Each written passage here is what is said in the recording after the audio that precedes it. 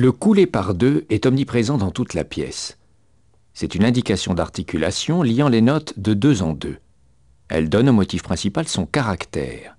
Deux coulées ascendants forment l'élan, un coulé descendant, en valeur plus longue, forme l'appui en une appoggiature expressive.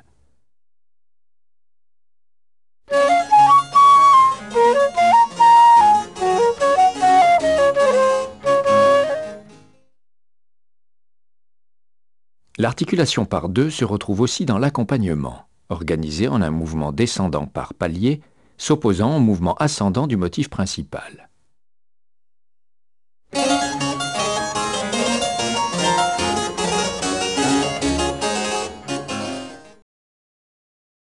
Les basses sont jouées au clavecin.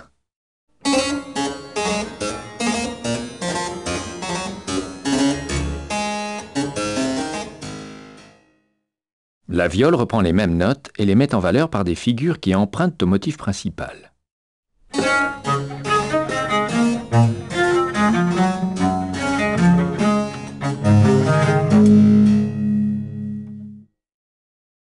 Les arpèges de la viole dialoguent avec le motif de la flûte en un mouvement continu et volubile.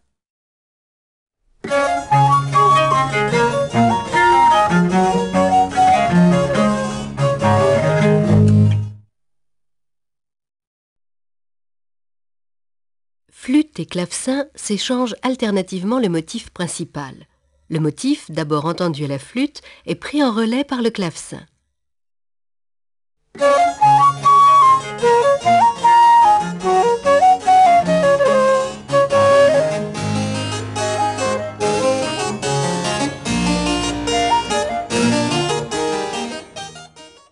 L'accompagnement passe du clavecin à la flûte.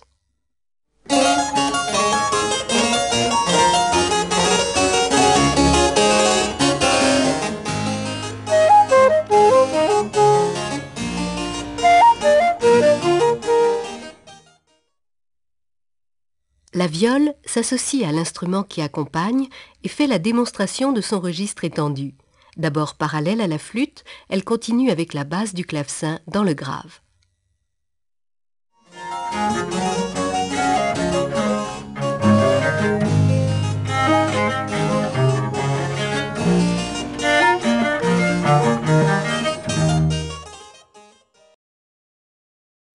Le motif principal disparaît et c'est le motif secondaire, celui de l'accompagnement, qui installe la nouvelle tonalité, la majeure, ton de la dominante, visité comme c'est l'usage à l'issue des premières parties des pièces de suite.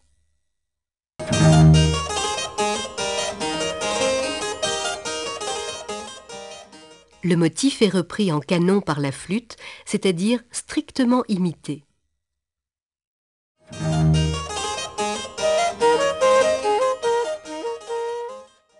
Le canon est tout d'abord espacé à distance d'une mesure, puis de 2 mesures, sur le motif qui clôt la première partie.